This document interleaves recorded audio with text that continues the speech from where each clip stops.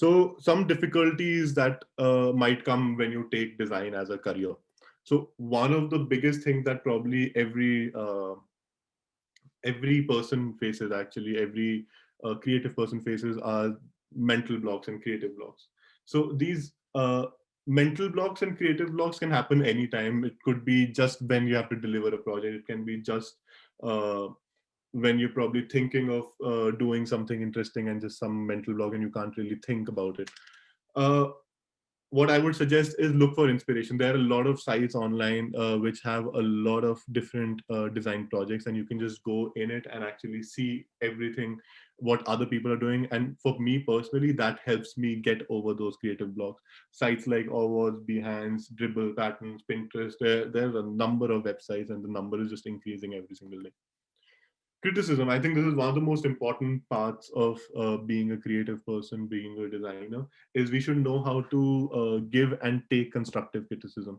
We should know, uh, we shouldn't just say, if we don't like something, we shouldn't just say, oh, this is a bad design. We should actually try and first question ourselves why we think it's a bad design, and uh, how do we actually improve that design. And that's called constructive criticism. So we need to learn how to give as well as take that same thing. And only after criticism, accepting criticism, will you actually be improving your design. Dealing with a lot of sticky notes. So there are, so designers probably are known to use a lot of sticky notes because they need to note every single thing. I would urge you guys also. So whenever you're working on a project, whenever you're thinking of doing something, start taking notes, start documenting everything, because it's all of these small ideas that you get sometimes while showering in the morning, that, oh, this is an idea, but you just forget towards the later part of the day. Just start noting them down. And it's all of these small things that will actually help make a project beautiful.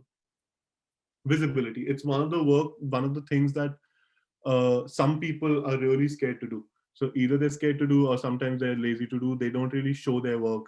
Either they fear that people won't like it, or it's some other issue. But I would say make your work as visible as possible. There are lots of places online where you can now start uh, putting your work, be it Behance, Adobe Portfolio, Squarespace, Cargo Collective, anything. But the idea is that just start putting it out somewhere, because if people don't see your work, they actually won't really uh, comment on it. They won't see how good it is, and if they think it's bad, it'll actually help you get better, because you need to, like the previous point, you need to see how to take criticism and then actually improve upon your work. So just, if you haven't put out your work yet, just start making something and just start putting it out, start showing it to people, start telling them what you actually do, making others understand what you do.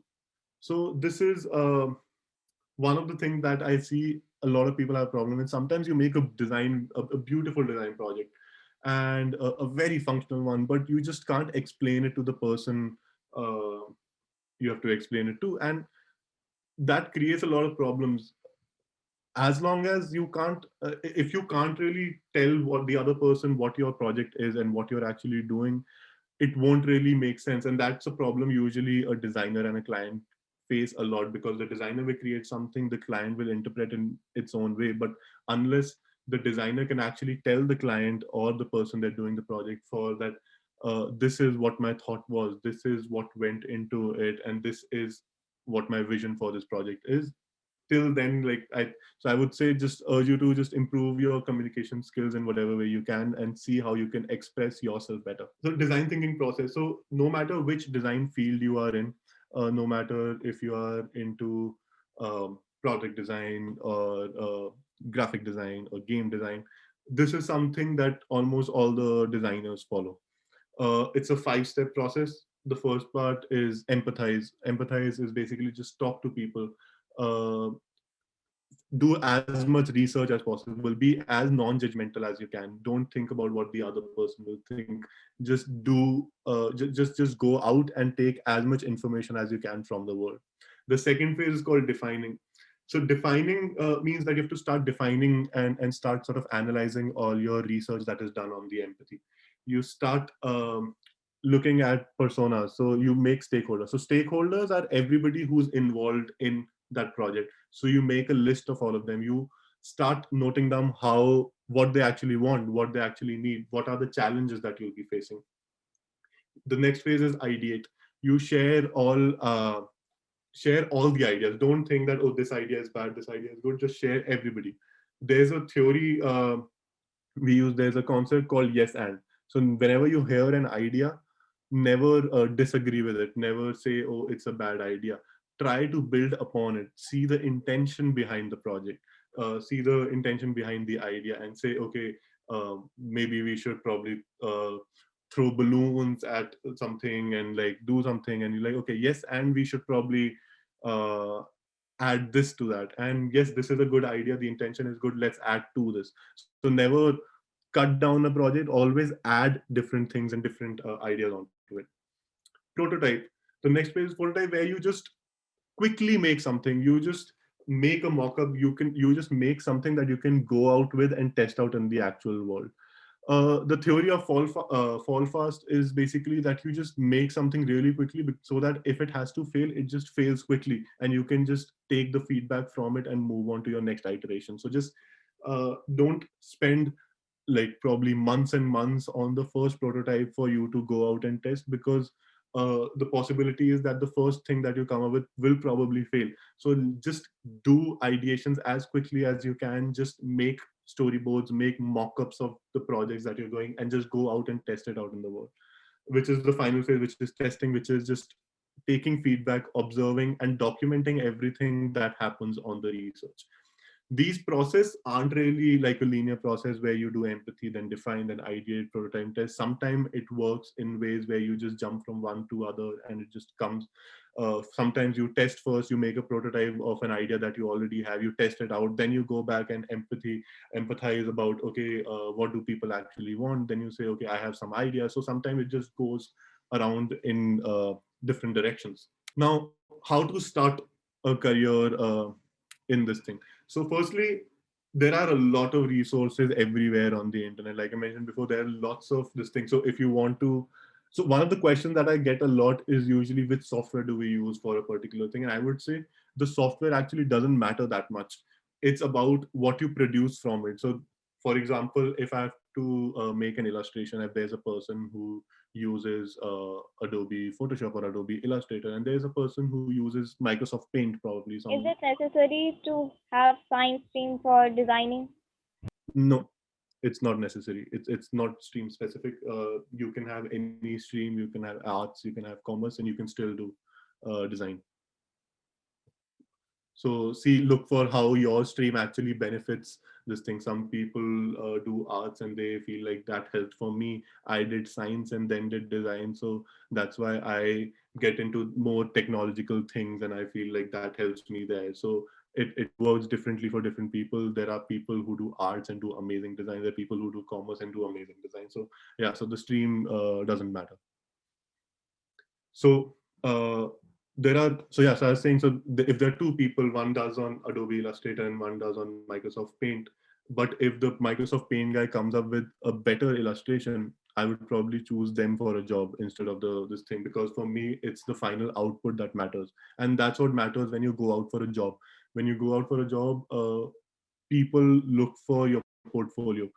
So that's where the visibility comes in. You need to make sure that you have an online portfolio where you're just putting out all your stuff so that people around you can see. If you want to learn a software, there are loads of tutorials everywhere, from YouTube to different sites online. Just go through them. And that's where the second thing comes, that before starting tutorials, always have an idea in your head.